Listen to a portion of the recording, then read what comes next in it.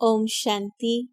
आज परमात्मा के मधुर महावाक्य है कि अपने को आत्मा समझ मुझ परमात्मा को याद करो तो वह याद का बल जमा हो जाएगा। याद का बल जमा होना अर्थात याद से शक्ति उत्पन्न होगी। जैसे हम एक कागज को धूप में रख देते हैं, सालों साल रख दो, लेकिन वह कागज जलता नहीं है। लेकिन जब उसमें मैग्नीफाइंग ग्लास रखते हैं तो वह कागज सेकंडों में जल जाता है। यही हम अगर स्वयं को देह समझकर बैठते हैं तो सालों साल जन्मों जन्म हम परमात्मा को याद कर ले, परंतु उस याद से शक्ति जागृत नहीं होती।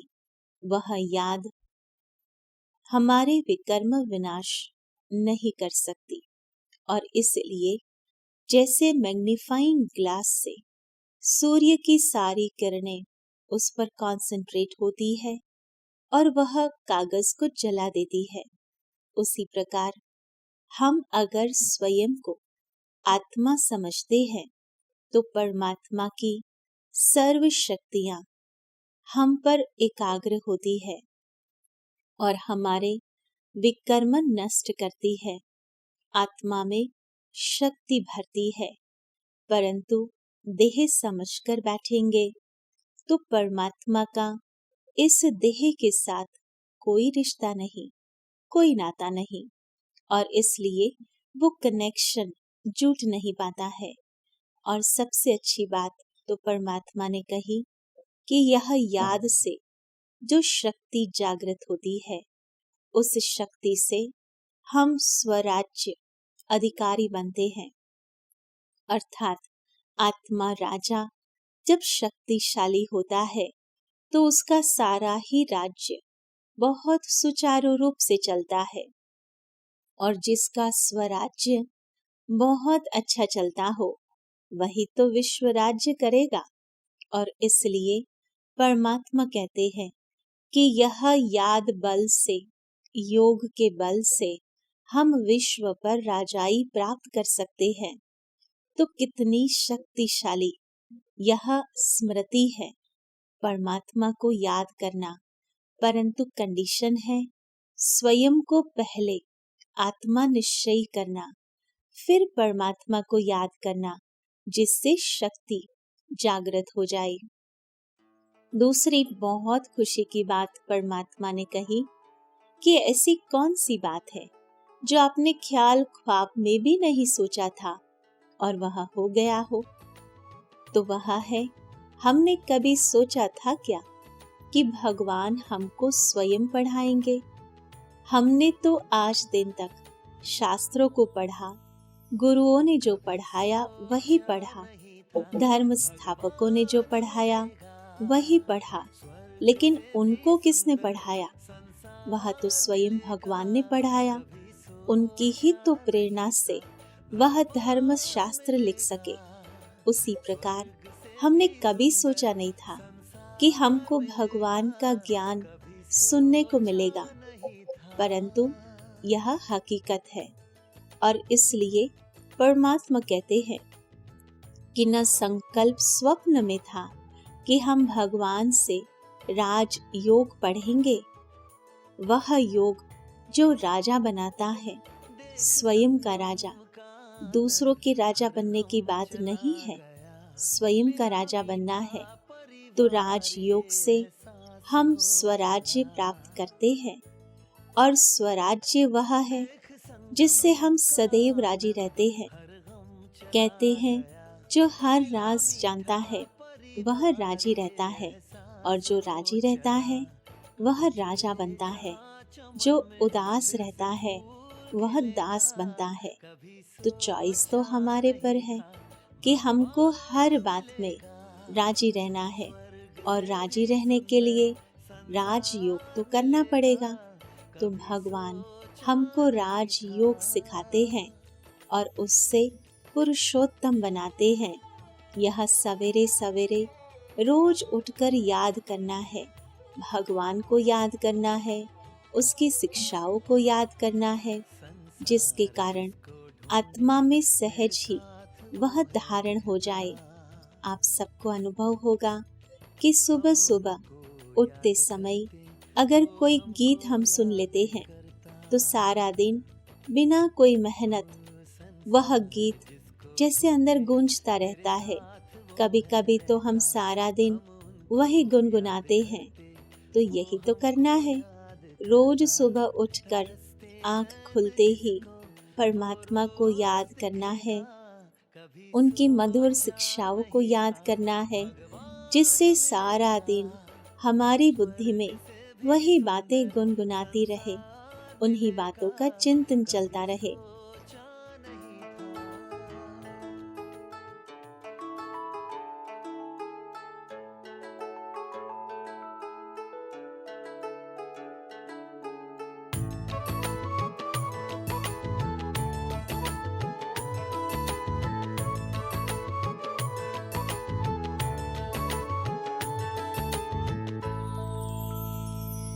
कभी सोचा नहीं था भगवान मिलेगा, स्वर्ग से भी सुंदर संसार मिलेगा। कभी सोचा नहीं था भगवान मिलेगा, स्वर्ग से भी सुंदर संसार मिलेगा। कभी सोचा नहीं था।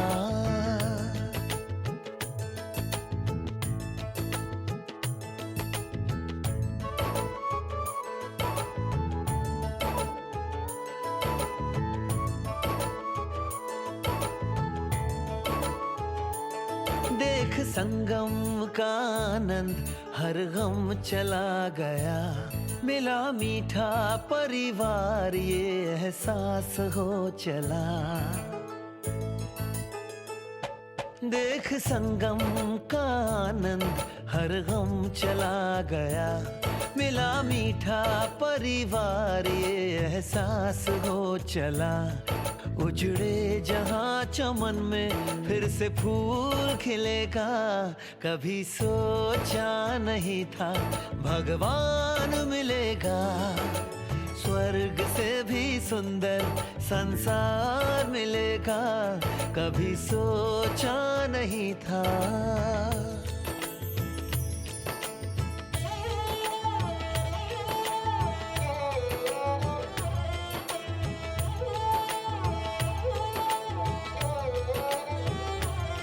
संसार जिसको ढूंढे मेरे साथ वो है रहता, हम उनको याद करते वो हमको याद करता। हो संसार जिसको ढूंढे मेरे साथ वो है रहता, हम उनको याद करते वो हमको याद करता। तरसते नैन जिसको वो रोज दिखेगा, कभी सोचा नहीं था भगवान मिलेगा, स्वर्ग से भी सुंदर संसार मिलेगा। कभी सोचा नहीं था।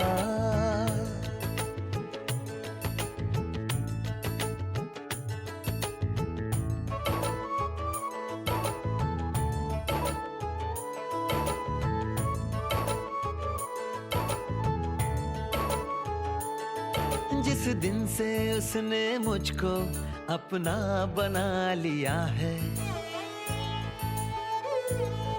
बच्चे तू चिंता मत कर मैं हूं ना कह दिया है।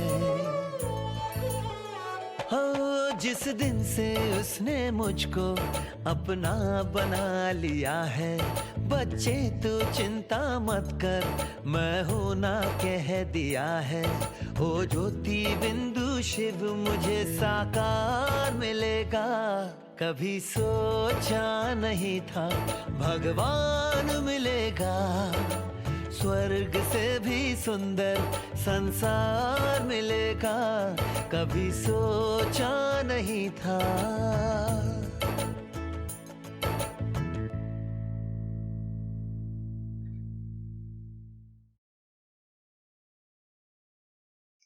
तीसरी बात जो परमात्मा ने सेल्फ चेकिंग के लिए कुछ एक प्रश्न पूछे।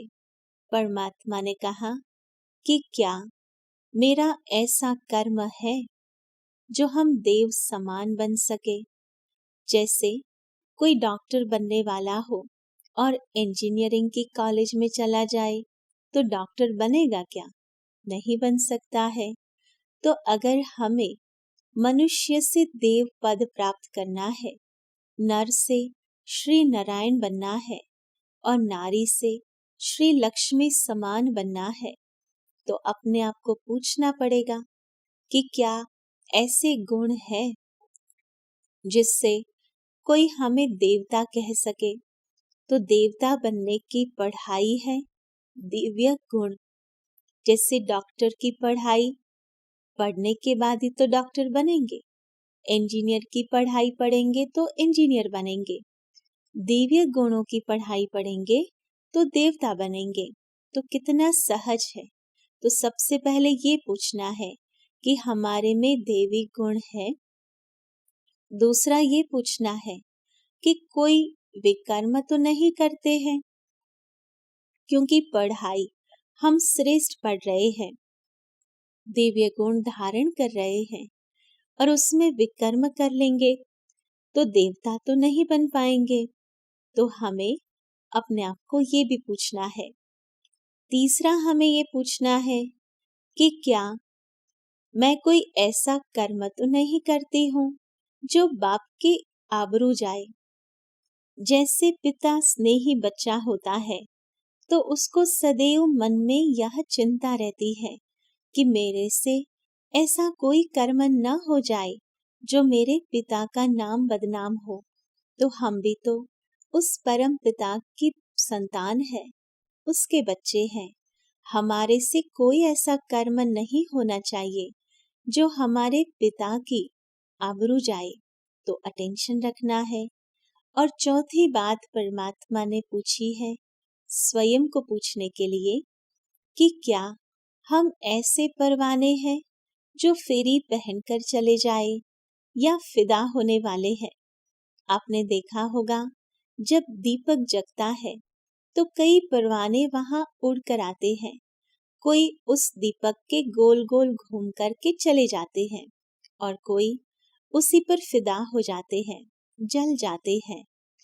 परमात्मा भी वह परम क्षमा है, लौ है, एक श्रेष्ठ परम दीपक है, जिस दीपक से हम सभी आत्मा के दीपक को जगाते हैं और इसलिए परमात्मा को दीपराज कहते हैं।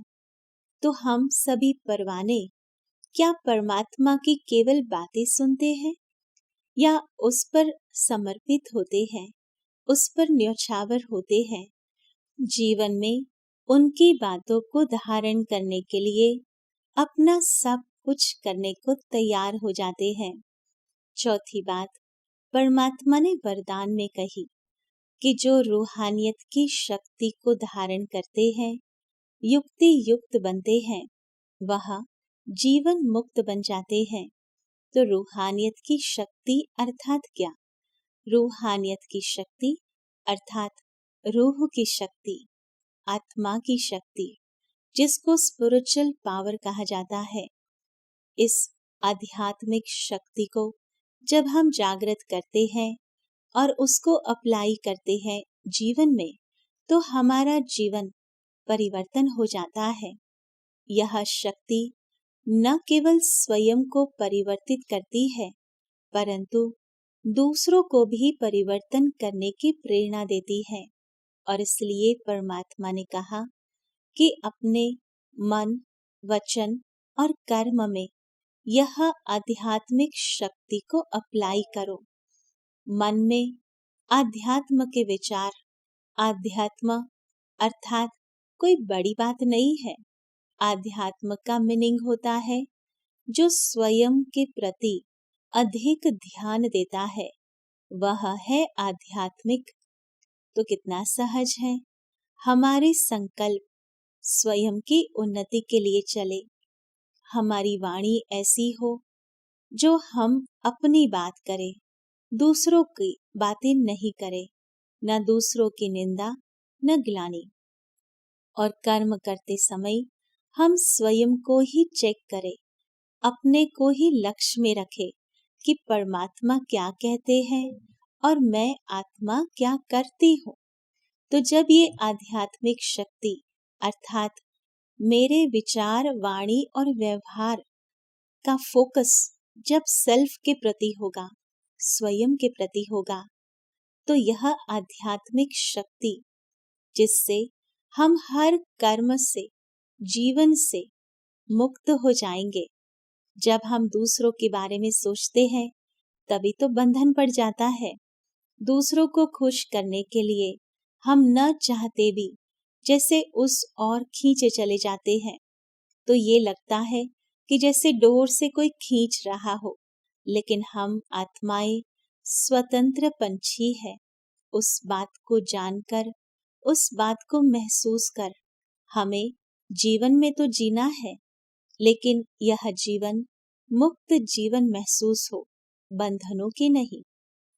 और 5वीं बात परमात्मा ने कही कि जिनके पास सत्यता की शक्ति है उनके जीवन में खुशी और शक्ति का अनुभव सदा होता है। और इसलिए कहते हैं सच तो मीठो नच, अर्थात जो सत्य होता है वह नाचता रहता है, उसको तो कुछ छिपाना ही नहीं है। और शक्तिशाली होता है, क्योंकि जब मन में झूठ होता है या किसी के प्रति झूठ होता है तो हमें भी अनुभव है कि हम उनके सामने आंख नहीं मिला सकते हैं, हम शक्तिशाली महसूस नहीं करते हैं। तो सत्यता को सदैव जीवन में धारण करें। सत्यता ऐसा प्रकाश है जिसको कोई भी बादल ढक नहीं सकता। सत्य स्वयं सिद्ध है और इसलिए किसी भी कीमत पर हमें सत्यता को छोड़ना नहीं है।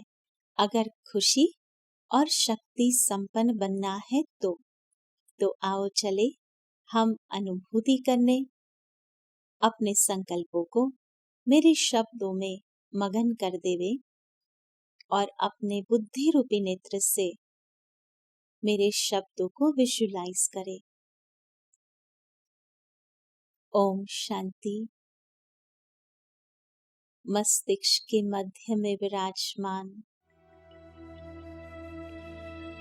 मैं खुशी संपन्न आत्मा हूँ। मुझ आत्मा की खुशी का पारावार नहीं, जो स्वयं भगवान मिल गया। भगवान स्वयं जिसे पढ़ाता हो, वह स्टूडेंट कितना भाग्यशाली होता है। मुझ आत्मा को स्वयं भगवान राज योग सिखा रहे हैं, जिससे स्वराज्य की प्राप्ति होती है। स्वराज्य अर्थात मैं आत्मा राजा मस्तिष्क के मध्य में विराजमान हूँ और सारा ही शरीर, उसकी कर्म इंद्रियां, यह शरीर राज्य है मुझ राजा का और कर्म इंद्रियां इसके कर्मचारी है। मन, बुद्धि और संस्कार मुझ राजा के मंत्री हैं। जब मैं आत्मा राजा भगवान के ज्ञान से भरपूर होता हूँ, सत्यता की शक्ति से संपन्न होता हूँ, आध्यात्मिक शक्ति से उजागर होता हूँ, तो मेरे मंत्री, मेरे कर्मचारी और मेरा राज्य सुख संपन्न होता है, आज्ञाकारी होता है, आनंदित होता है। तो आओ आज के दिन हम राजा बनकर, राजी बनकर कर्म करें। ओम शांति। शांति शांति।